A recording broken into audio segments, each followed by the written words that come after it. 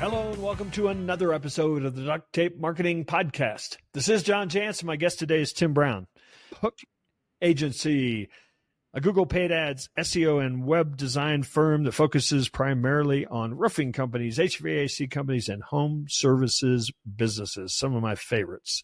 Tim, welcome to the show. Thanks for having me, sir. So I guess let's start really broad. Like, what are the big things that have changed in SEO? Oh, I don't know. Let's say over the last couple of years.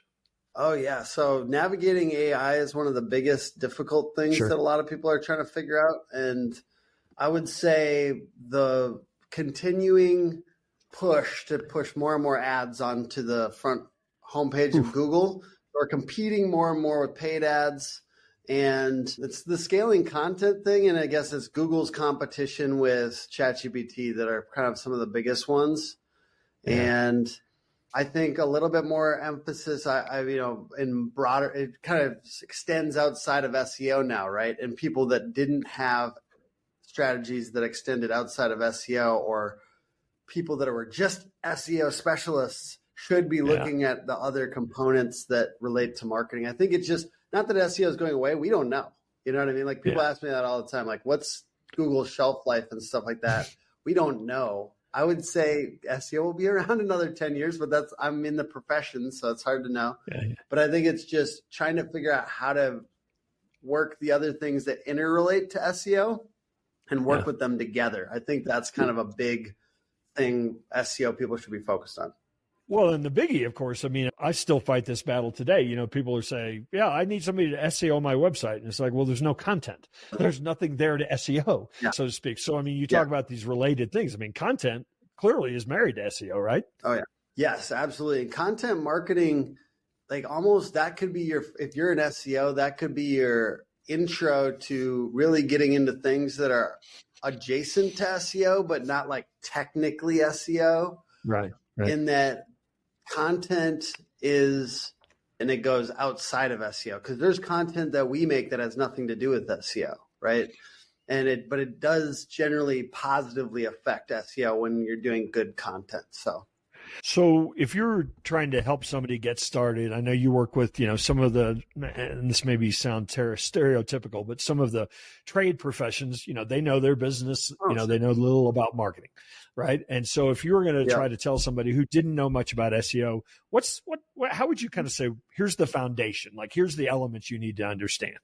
Yeah, I usually just talk about content and links. So content and links are the two biggest ones. And then when I pepper in the technical or traditional SEO, it's like your website needs to be fast and well ordered, and it needs to have templates for certain types of content. Like with local SEO, local landing pages for different cities and cities plus service. So if they're a roofing company or an HVAC company or plumbing company, plumbing plus Indianapolis, right? Like, we need those pages and all the suburb pages around them. But it's a matter of getting those pieces of content out there, and then links from other websites. They don't know what that means half the time. And I'm so used to dealing with contractors, though. I'm like used to using the non-technical terms, but it's just getting a link from other websites back to yours from other, like, usually they should be in your niche or your locality. Like, so you're looking for home service or like construction related websites to get links to your website. And there's easy ways to do it. And I mean, obviously a lot of your audience is probably more advanced on this, but it's figuring out how to help. Why do I need that stuff? Well, Google needs to know that your website is legitimate. And this is one vote. Every link from a legitimate website is a vote for your website that your website is important. So that's kind of one of the ways I talk about it. Yeah. And, a lot of times I know a lot of people will say, well, why would somebody link to me? You think about the contractor world. I mean, they work with a lot of subcontractors. They work with suppliers of faucets or, plumbing of some sort. They all belong to NARI and, groups like that. I mean, those are the first places to go get links, aren't they? Absolutely. Yeah. If you got a distributor or like a manufacturer that you have certifications from, if they have a directory of contractors, make sure you're on that. And you mentioned nary remodeling one. There's other ones, obviously, in different trades. Obviously, every industry. Yeah. Like there's local ones too, right? Your chamber of commerce that you're part of. Sure. You should be part of, and you should get that link too, and just make sure they're linking to you.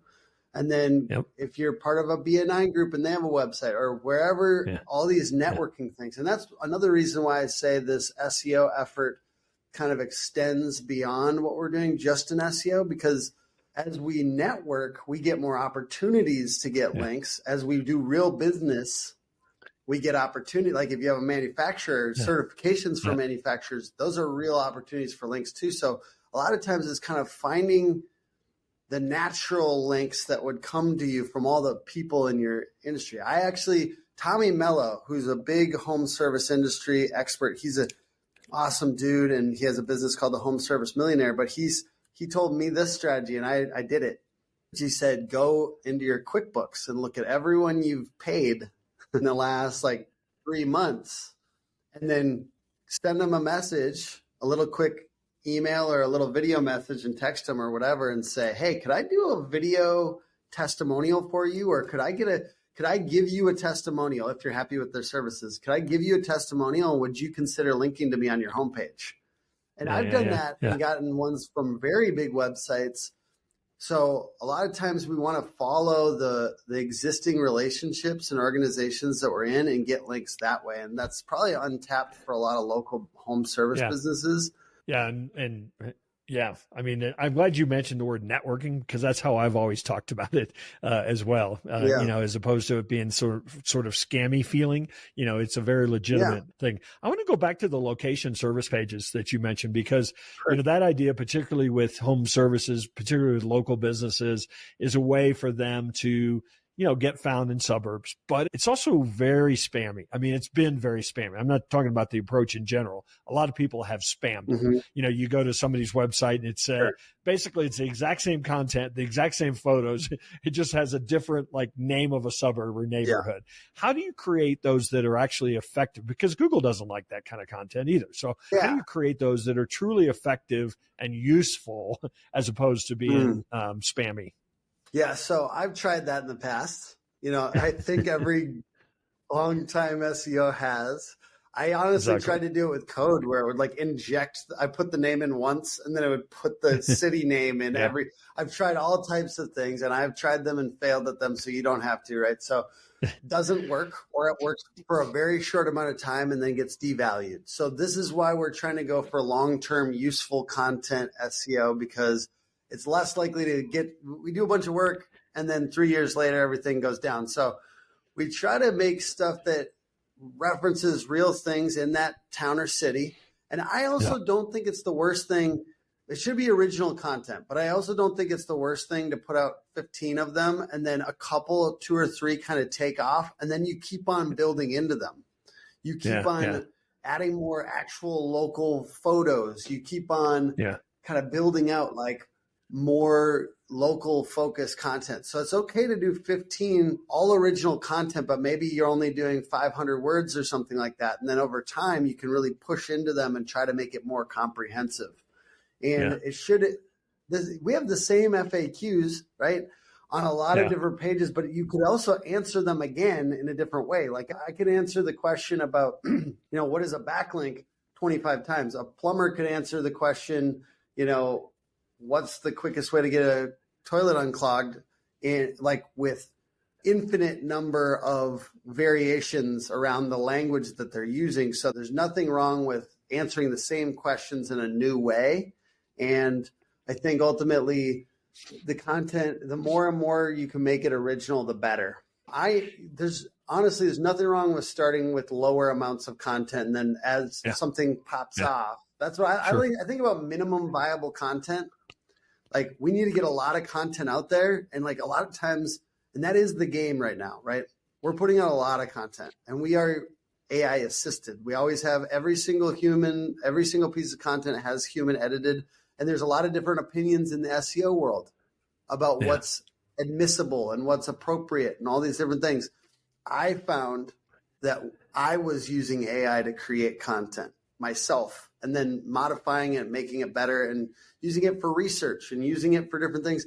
And I felt like if I'm not doing that for my clients, then I'm almost being like I'm holding them back when when I truly believe that this is making my content better because it's making me quicker on research and on different things. So I felt like it was appropriate based on that to actually move into AI. But there's different opinions on that. And people that are going full AI with no editing are getting hammered and hurt in the SERPs right now. So search engine result pages. So basically watch out. And like, this is dangerous, but it's still effective, right? So it's figuring out how to use it effectively.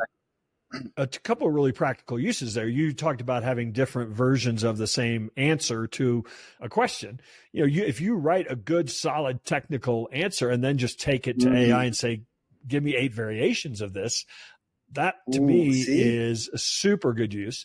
And certainly if you write a good blog post, asking AI to create title and meta descriptions, it's better at that than you and I are. Once it's got something good to work with. I also like get the transcript from YouTube. Let's say you made a video that was about something very technical and you have subject matter expertise in that video, using the transcript and turning it into a blog post. Yes. Still customize it, freshen it up, make sure it's human readable and feels good. And then embed the video at the top of the post. And if it wasn't your video, make sure you're linking to their website. But I think if it's your video, like ultimately, like you could content repurposing, I think is kind of what you're getting at there too, John, is like AI is so good at content repurposing. And I like anything with AI where you're using a smaller data set than just the entire internet. Because I feel like the entire internet is full of garbage. Like if you really mixed it all together, it's just a garbage soup. So but if we fed it like, let's say you're a HVAC company and you're a carrier dealer and you fed it their manual and you used it to build out FA for carrier products that way, that would be an incredible use. Basically smaller data sets, better information. Yeah. And the thing I love about video or audio transcripts too is you automatically get the voice and tone and style of the speaker, which is something that, again, really informs the AI to speak like you do. And I think that's a really important element of it. So as people get let me do one last 20 seconds on this topic. As people get more and more focused on AI, there's an opportunity to return to the fundamentals of marketing, especially if AI is automating some busy work for you. So return to the learn about persuasion and the fundamentals of marketing, and it will inform everything you're doing. So it's great to use AI, but it should free up some of your time to then go back and get better at persuasion. Yeah. So we started talking a little bit about video as it relates to other content creation, but how about just video itself? Do you think that today, the world we live in today, everybody should have a YouTube channel? They should be creating video content. They should be publishing it in all the places you can publish. I'm long video. And you know what I like about it? I like that it teaches me things about attention and grabbing attention. Yeah. I love SEO. Okay. We get a lot of leads from our own SEO. And I believe in it for, if 70-80% of the clicks on Google are going to organic, then you shouldn't neglect it, even if it's hard, right? Some people want to watch video. So I incorporate it into most blog posts. We're incorporating some kind of video. And then I think the short form video stuff, the TikTok, Instagram stuff of the world, it's showing us how to grab attention quicker because we're getting better at it. Like in the last 2 days, videos on our TikTok and Instagram have gotten over 2 million views. And this is niche stuff. This is like roofing. Yeah. So it's crazy what's possible. And it also teaches you things about how quick everybody's attention span is these days. And how can we feed that a little, like, how can we be part of it? I'm not trying to create the problem, but I'm trying to ride the wave. If that's what's happening, then I'm going to try to learn it. And then I think you can apply those principles to your other content. I believe most people should be experimenting with video. And I think it's okay if you're considering it experiments. And I think it's great to fail at it a lot and you still get better. Like we all get better by failing at it a lot. And it is, but I don't know if everyone should be chasing virality. Local home service businesses should not be chasing virality. They should be chasing sales enablement video content and then entertainment. Entertainment, though, sometimes goes viral. So the point is I do think home service businesses should not just be informing. They should be also entertaining their ideal customers. Yeah, I remember we have a client that's a home remodeler, and they've been in the video for a long time. And, the video that to this date got them the most attention and the most, clicks was a couple guys were taking a deck. They were going to replace a deck on the back of a house. They were taking the deck off, and there was a whole family of raccoons in there. And they videoed that and then shared that. And of course, it didn't have anything to do with the business, but everybody loved it, And so I think it does. I think actually, like you say, showing the human side, is great, but I totally agree with you. I mean, what you really want to get is business objectives. Absolutely. And so it's kind of trying to mix those together when possible. Yeah.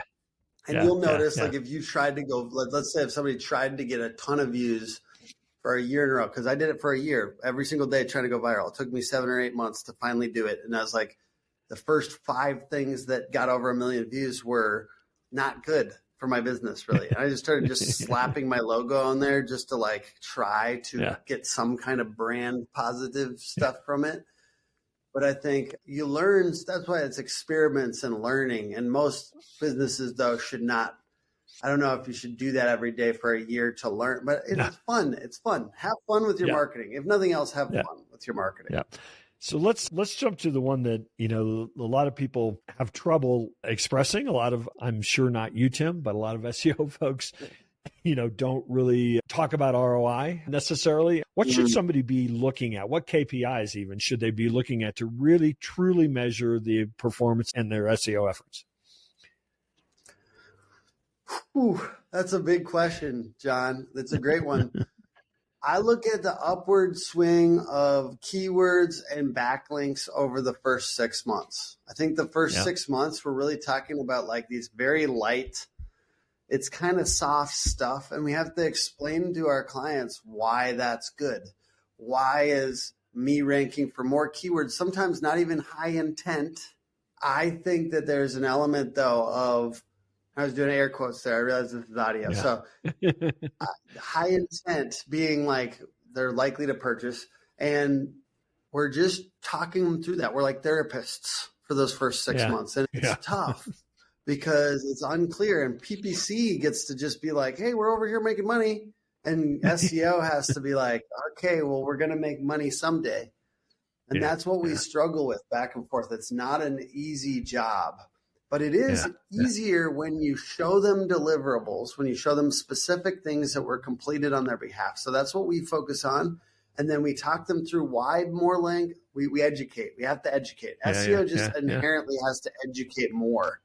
So here's why we're getting you more backlinks, because every backlink is a vote for your business's website. And the more backlinks we have, the more likely you are to rank high. And with content, the more we're ranking for, those are linking opportunities, because every single blog post out there people could link to, especially if it's a good blog post, but it's also giving topical authority. So we talk about topical authority, even with our blue collar, trades focused industries. We're talking about, you have to cover a topic more in depth. And then obviously the location pages is a little bit easier to explain. And we show them those rankings over time. And then as ROI is really a year to 2 years. And that's the hardest part about SEO. We're talking about long-term plays with compounding benefits. And then if you keep on going, it gets really good. And sometimes that sounds like lies to home service business owners and small businesses in general. So it's learning enough, I think, as a contractor or any kind of small business owner that's trying to hire SEO, it's like try to get somebody that has a lot of 5-star reviews, try to work with an agency that actually like has track record and case studies, but it's really hard, dude. It's a hard thing. How am I supposed to trust you? And it's still hard, even if you find a reputable one, because SEO is hard. And some people, this is what most people don't want to say, but some people shouldn't even do it. If you're not going to go hard on SEO, if you're not going to actually go hard, you shouldn't do it. it's really a waste of your time and money. Like, and it's, even if you're spending $1,000 a month, that might be a complete waste of your money. Like, what's worse? Like $5K a month and somebody's actually going hard on your account, or $1K a month and they're not doing anything you can see. Like, it's a scary thing to hire. And I think if you're not going to go hard, just save your money and spend it on local, like sponsor a T-ball team.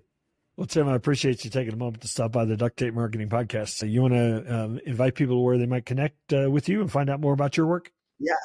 Did I go too hard there, John? Anyways, no, not at all. We're just out of time. Hookagency.com. Am I still plugged in here? There we go. Yep. You're Hookagency.com. Hook Agency all over social media. Hook better leads with the Google specialized team that's totally focused on roofers, plumbers, and HVAC companies. And we really appreciate these industries. We love you guys. Thank you for being cool to us. Hookagency.com. Awesome. Well, again, appreciate you stopping by, and hopefully we'll run into you one of these days out there on the road.